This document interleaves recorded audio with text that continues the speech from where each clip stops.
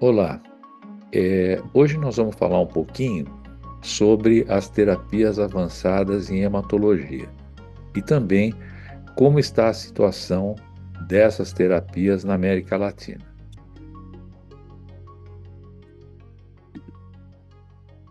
Então, aqui são os meus conflitos de interesse e acho que a primeira coisa que a gente tem que falar um pouquinho é sobre o que é terapia avançada.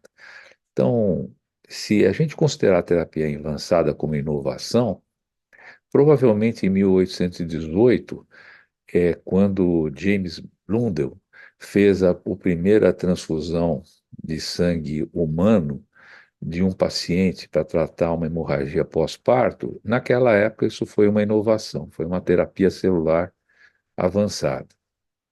Assim como em 1956, quando o Dr. Donald Thomas ele fez os primeiros transplantes, ou o primeiro transplante de medula óssea, isso também era uma terapia avançada.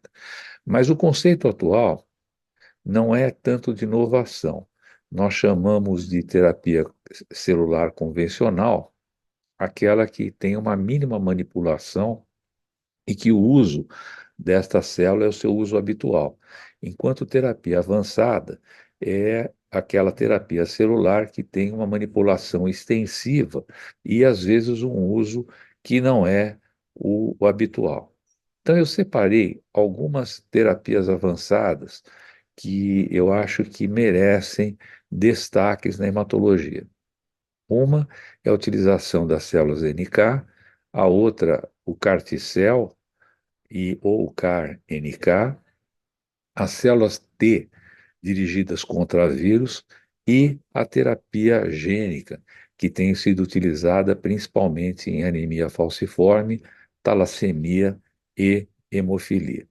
Com relação às células NK, nós sabemos que elas são linfócitos que não são nem T nem B, que expressam CD56, são CD3 negativos, e cujo mecanismo de ação é relacionado à citotoxicidade celular dependente de anticorpos e tem tudo a ver com o receptor KIR, né? E que está expresso no sistema de histocompatibilidade classe 1. Então, aqui vocês veem exatamente as células NK que atacando, então, uma célula doente, um tumor. Existem vários estudos utilizando células NK. Eu vou destacar alguns. Esse aqui, por exemplo, é a utilização de células NK em pacientes com leucemia mieloide aguda que não fizeram transplante alogênico de medula óssea. Então, nesses pacientes, a gente utiliza a célula de um doador, nós fazemos uma quimioterapia com preparatória de imunossupressão no paciente com o esquema FLAG, e depois, então, a partir do dia zero, nós podemos fazer infusões de células NK.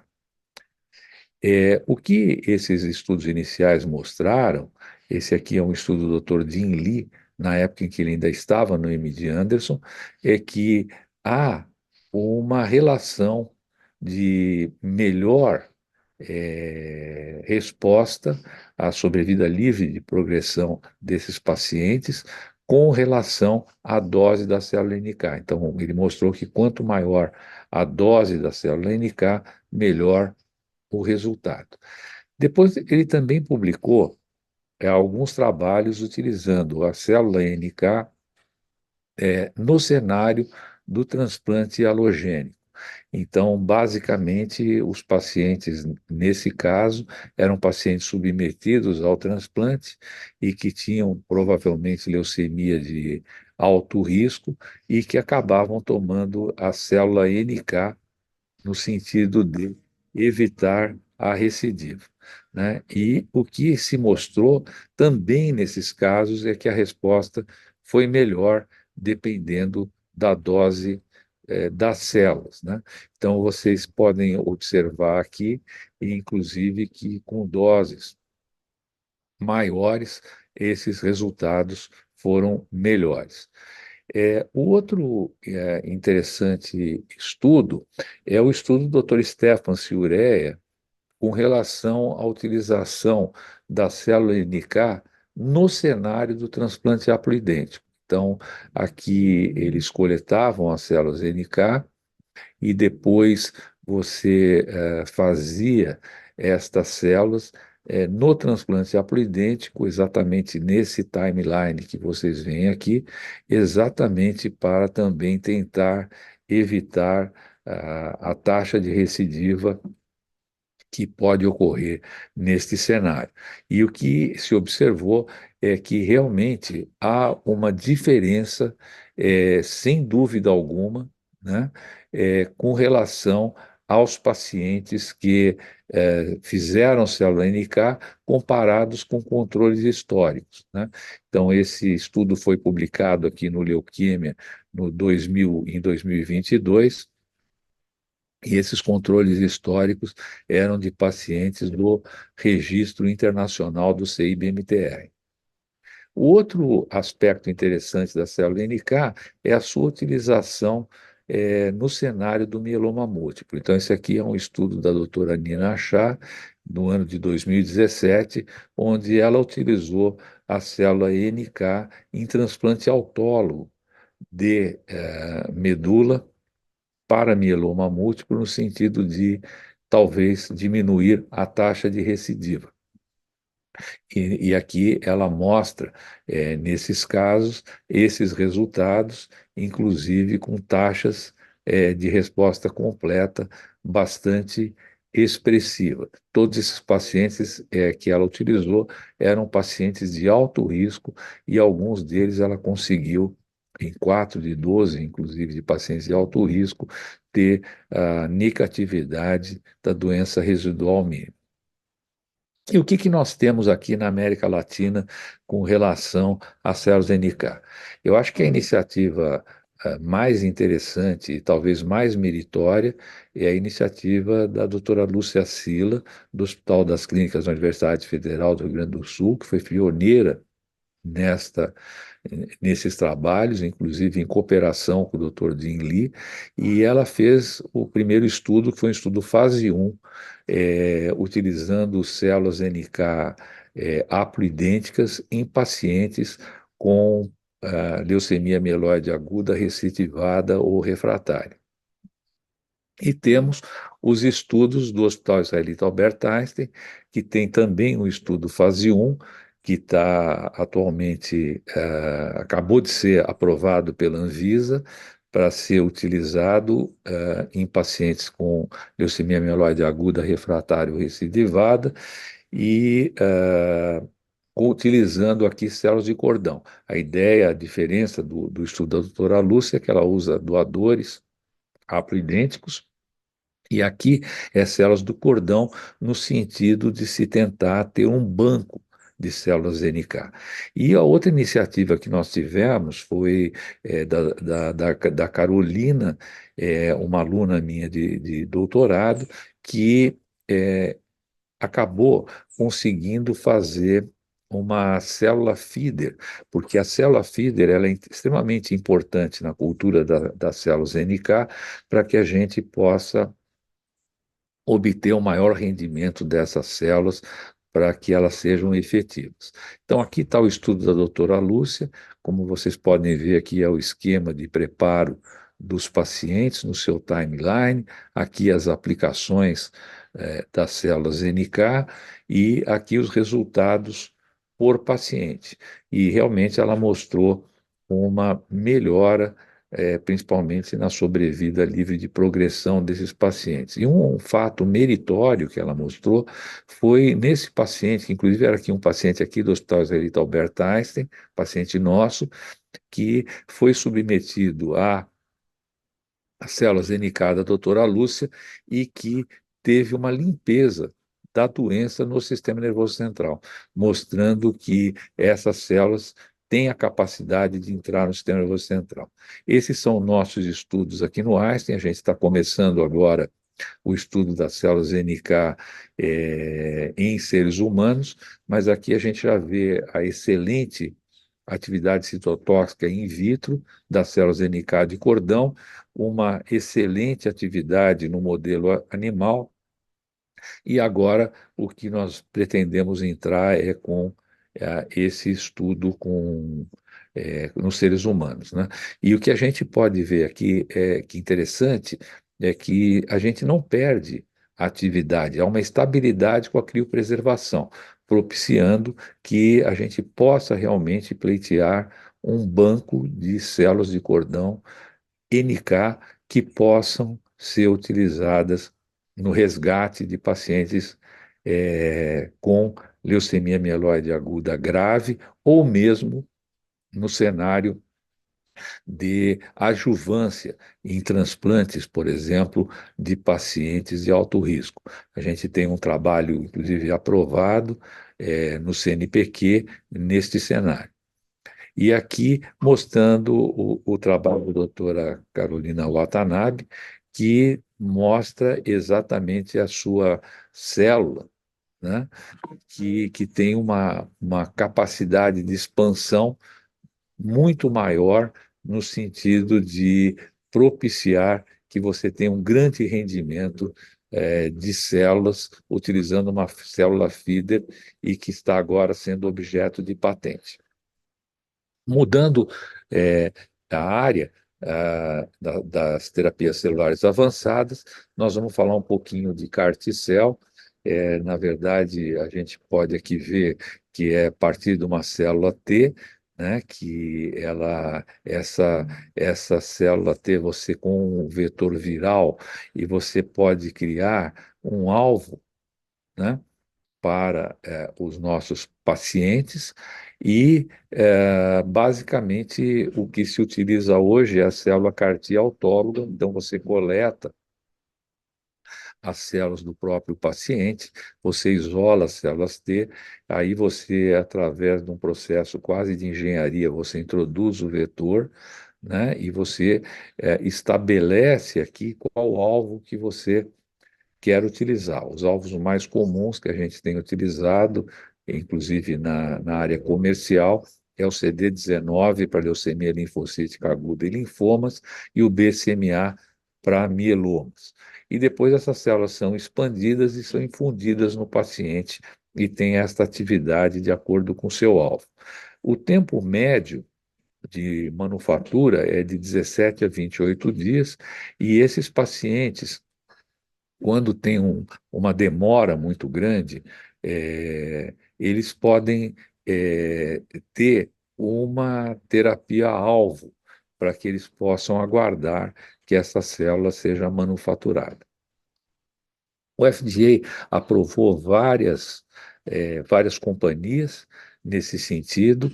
Vocês podem ver que a maioria é para linfoma e leucemia linfocítica aguda, mas existem dois produtos voltados para mieloma. Eu queria destacar que o FDA, e assim como a Anvisa, para aqueles produtos que foram aprovados aqui no Brasil, ela pede um follow-up, um segmento desses pacientes por 15 anos, para a gente ter certeza que não há efeitos colaterais a longo prazo desse tipo de terapia. E ela vem aumentando brutalmente. Aqui, para se ter uma ideia, nos Estados Unidos, o CBMTR mostrou esse resultado, mostrando que em linfoma de grandes células B, estas células vêm aumentando bastante aqui a sua necessidade, a sua quantidade de pacientes, assim como na leucemia linfocítica aguda e agora também no mieloma múltiplo. A maioria, aqui dá para ver melhor nesse gráfico, que a maioria dos pacientes é para linfoma de grandes células, e aqui está a representação das outras indicações. E há que se destacar que a maioria dos CAR-T-cells são comerciais, preparados pela indústria farmacêutica, mas existe um grupo de hospitais e centros de pesquisa que fazem isso de uma forma não comercial, ou seja, aqui nós chamamos de iniciativas acadêmicas. E essas iniciativas acadêmicas, elas muitas vezes se contrapõem ao modelo centralizado, que é do produto comercial. E o objetivo é ter um point of care, você fazer tudo no seu própria instituição e com isso você ter apenas uma fração do custo que hoje em dia está em torno de 350 a 450 mil dólares. Então, nas iniciativas acadêmicas, a gente consegue ter um barateamento desse custo. Esse aqui é um trabalho exatamente utilizando o, esse modelo de point of care e mostrando que ele é efetivo e que os pacientes tiveram excelente resposta e que ele pode ser disponibilizado desta forma em várias instituições e pode ser um modelo para a América Latina e Brasil para atender uma população mais carente de recursos. Com relação aos resultados, esse são os resultados do estudo Eliana, que foi vamos dizer assim, o estudo pivotal para a leucemia linfocítica aguda, que mostrou uma taxa de remissão de 81% em pacientes que já eram bastante tratados com outras, inclusive com transplante de medula óssea, muitas vezes, né? A gente vê que tinha um certo grau de toxicidade, principalmente o que nós chamamos de uma síndrome de liberação de citoquinas e uma neurotoxicidade, mas vocês veem aqui que há aqui os resultados da sobrevida geral e a sobrevida livre de eventos bastante interessante para esses pacientes. Com relação aos linfomas de grandes células, esses são os estudos pivotais, com os vários das companhias diferentes que utilizam. Vocês veem os resultados muito parecidos, aqui em torno de 50% de resultados a longo prazo nessa terapia de salvamento em pacientes com linfoma de grandes células. E o que se tenta também é trazer isto uma uma segunda linha, né? Então, basicamente, para pacientes que são refratários à primeira linha ou que recidivaram após a primeira linha, e esses estudos, esses três estudos com esses três diferentes CAR-Ts foram comparados à terapia convencional de salvamento com autotransplante de medula óssea. E o que se verificou, na verdade, é que esses dois primeiros estudos foram positivos, enquanto o estudo Belinda não mostrou uma diferença significativa entre essas duas propostas. Então, com isso, fica uma alternativa, principalmente para pacientes de alto risco, você fazer o CAR-T em segunda linha ou fazer o transplante autólogo nesses pacientes. E o que se vai buscar cada vez é trazer essas tecnologias para mais cedo, né? Então, por exemplo, em pacientes que têm alto risco, por exemplo, pacientes que são double hit, que são de alto risco, você poderia trazer isso para a primeira linha. Então, isso que foi que mostrou esse estudo Zuma 12, que utiliza um anticorpo anti-CD20 mais um antracíclico para fazer um debulking e logo em seguida o CAR-T, e aqui vocês vejam a taxa de resposta de 85% em pacientes bastante com risco bastante elevado. E o CAR-T também tem sido utilizado em linfomas indolentes. Então, aqui é o resultado do estudo Zuma 5, que utilizou para linfomas indolentes, a maioria deles folicular, mas também alguns linfomas é, é, também de zona marginal, e aqui vocês vejam que tanto a sobrevida livre de progressão quanto a sobrevida geral nesses linfomas já bastante tratados, tiveram uma taxa de resposta em torno de 70% a 80%, o que parece ser um excelente resultado. E com relação ao uso específico em linfoma folicular, esse estudo ELARA, que também em pacientes bastante tratados, mostrou uma taxa de resposta de 86%, sendo uma excelente alternativa. E outros estudos com outros CAR-Ts, também em linfoma folicular, reproduziram esse mesmo resultado, como o estudo Transcende, e, na verdade, isso nos traz aí uma esperança bastante grande.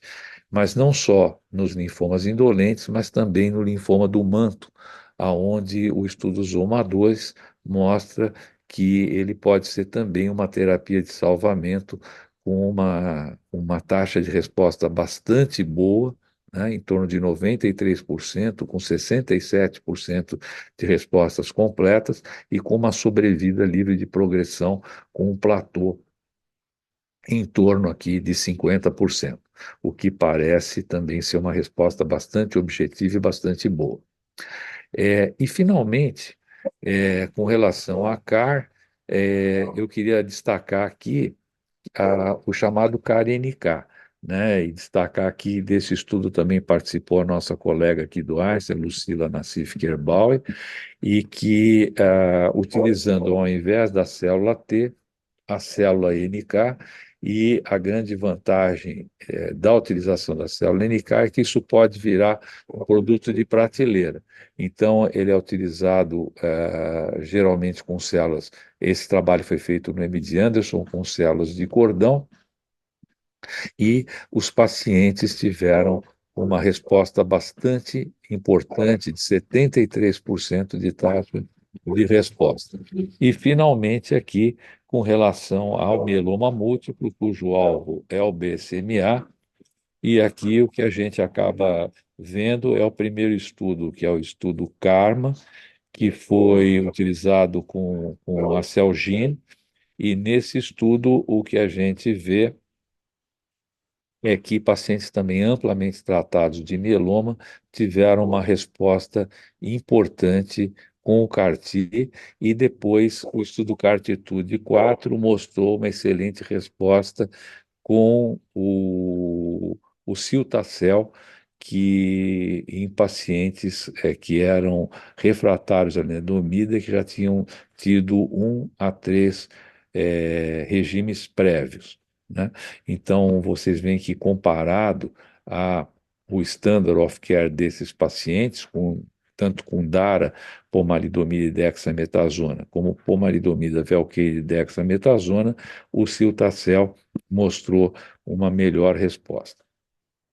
Obviamente, Carticel tem seus efeitos adversos, não vai ser o objetivo desta aula, mas nós temos que lembrar que podem ter citopenias, aplasia de células B com hipogama-globulinemia, infecções, a síndrome de liberação das citoquinas e a neurotoxicidade importante desses pacientes.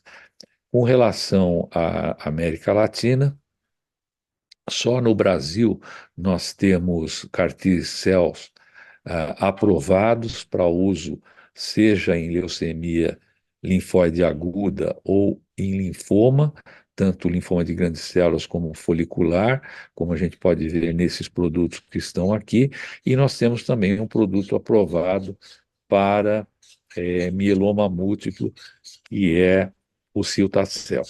E tivemos alguns estudos clínicos no Brasil. Então, aqui no Brasil, nós tivemos o estudo Belinda, para utilizar em linfoma mais precoce, que foi aquele estudo que eu mostrei que não mostrou diferença com relação ao transplante autólogo, e o estudo CARTITUDE 5, que é utilizado em mieloma em pacientes não elegíveis a transplantes, como primeira linha, após a utilização comparando com a utilização de quimioterapia, com quimioterapia não, de Velcade Revlimid e dexametasona. Eu tinha dois braços, um que seguia com manutenção e o outro que iria para o carticel em primeira linha, né? E esse estudo ainda não temos os resultados dele.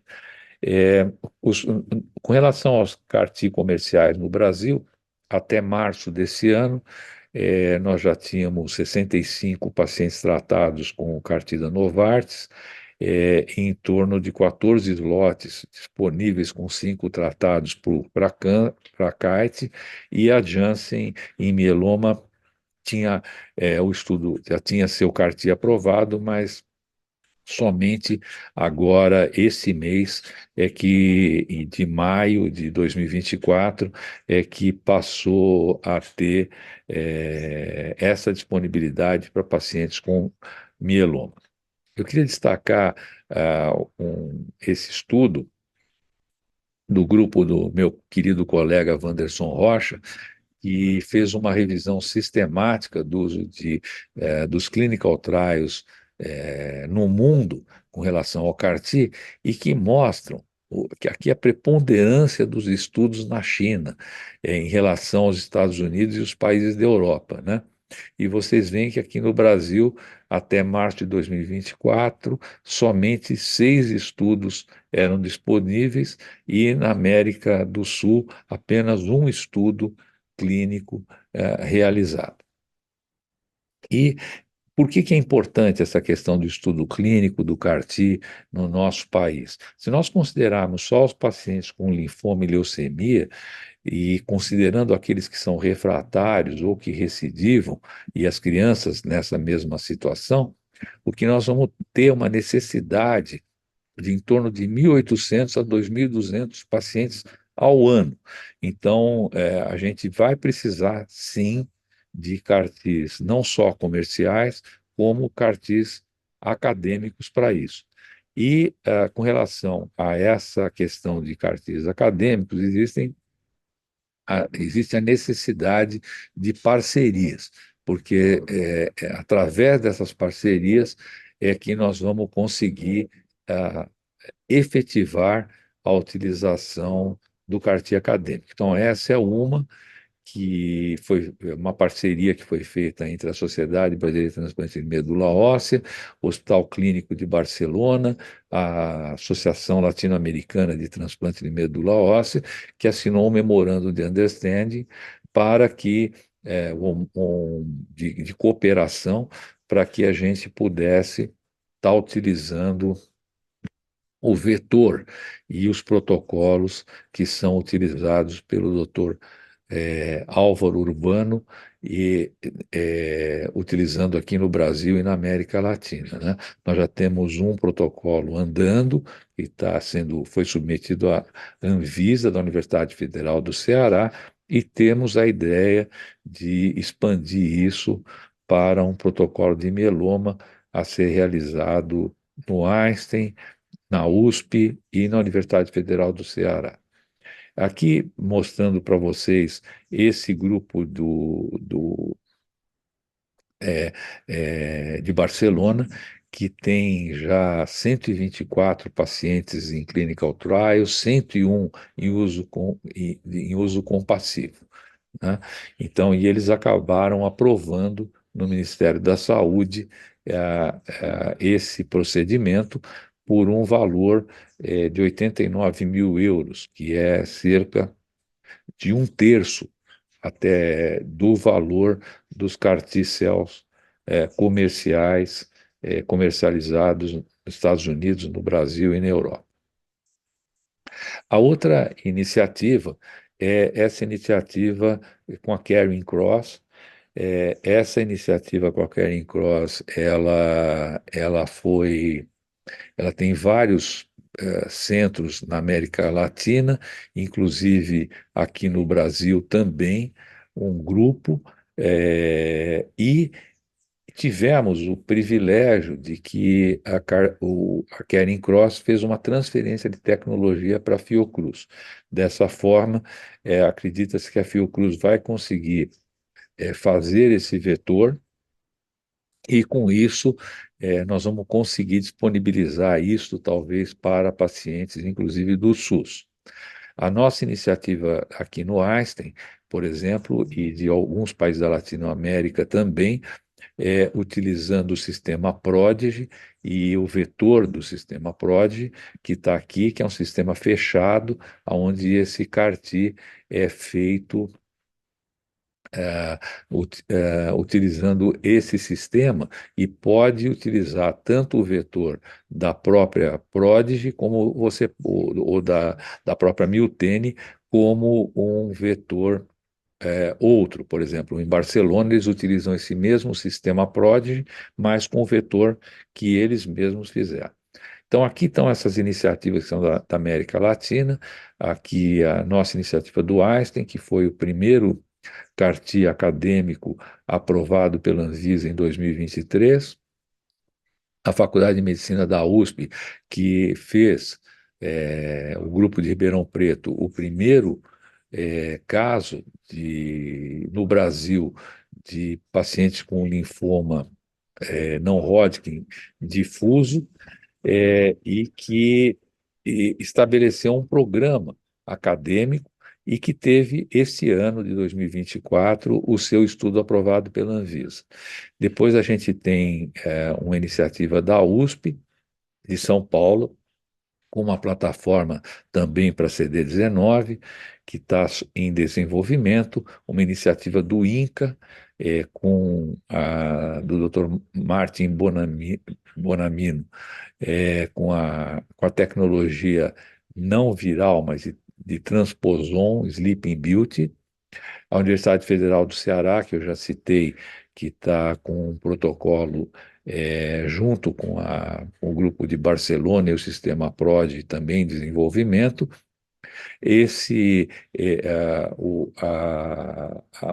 esse consórcio da Fiocruz, INCA, Einstein e USP, junto com a Kering Cross, para um triplo CAR-T, que também está em desenvolvimento.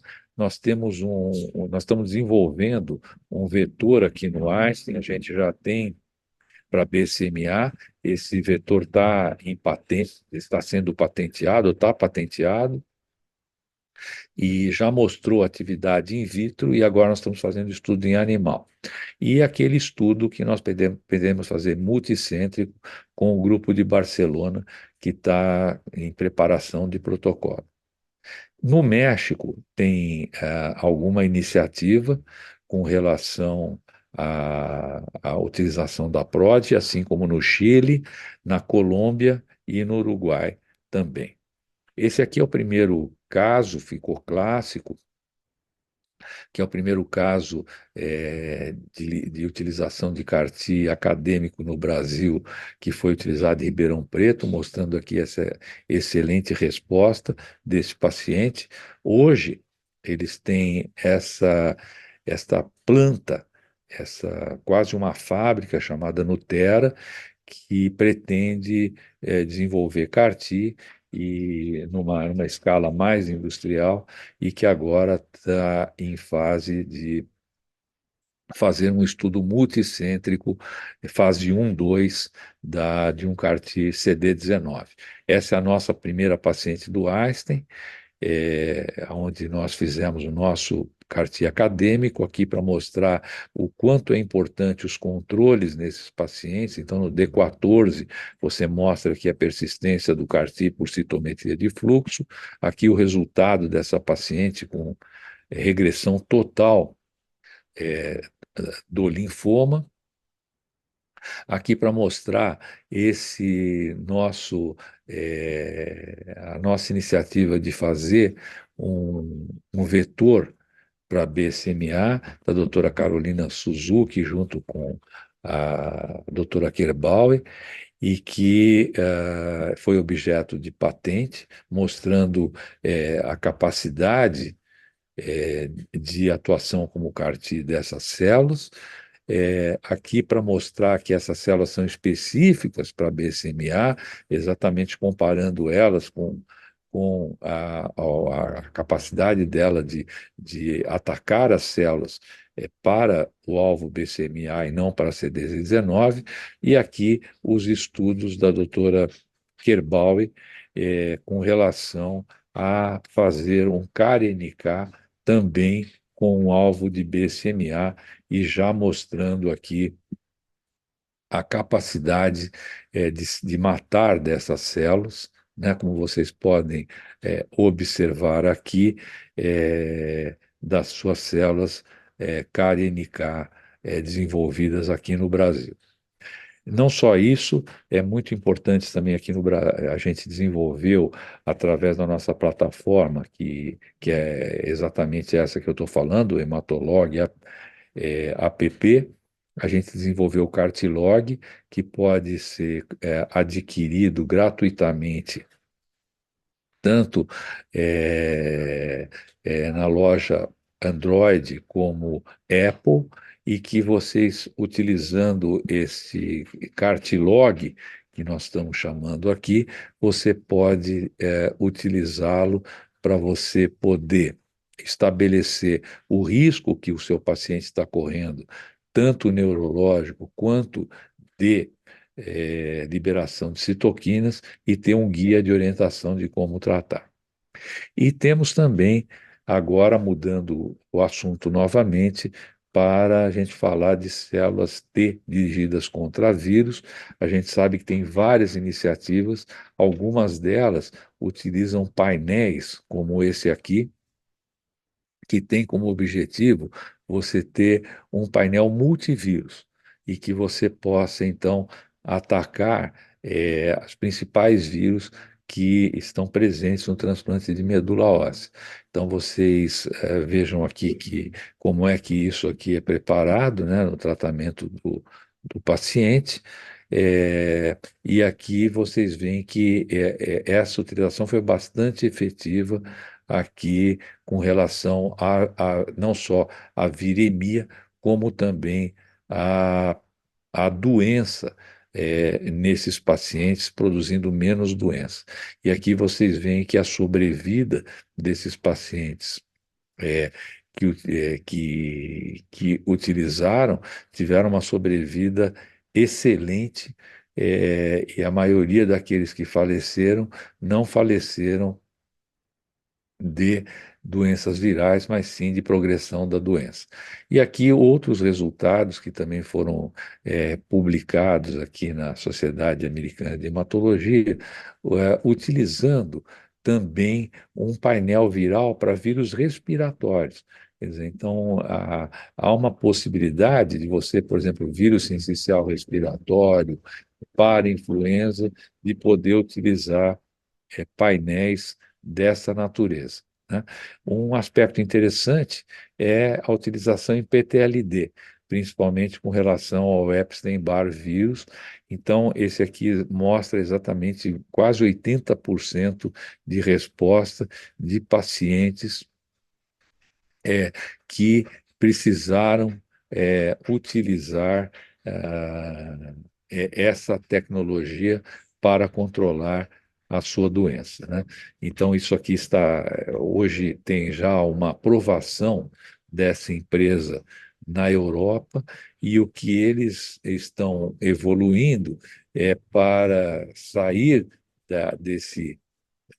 dessa plataforma exclusivamente de manufatura da célula T para um CAR-T que possa ter o EBV numa próxima geração de ensaios. E, finalmente, a gente comentar um pouquinho sobre a terapia com relação à, à terapia gênica. A gente sabe que ela vem evoluindo para hemofilia, né? No ano de 20, aqui ela foi aprovada nos Estados Unidos e na Europa em 22, e agora em 2024 ela foi aprovada para uso comercial aqui no Brasil.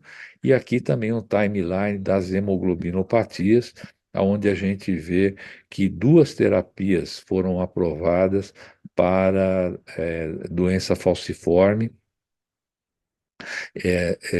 pelo FDA, sendo que uma delas foi aprovada também na Europa.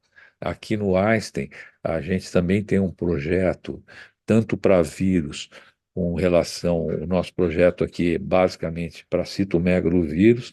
Então, se alguém tiver caso de citomegalovírus refratário, a gente está disponível para receber para tratamento aqui, e também com relação à terapia gênica, a gente tem uma iniciativa que começou com CRISPR, mas que a gente está agora modificando um pouco a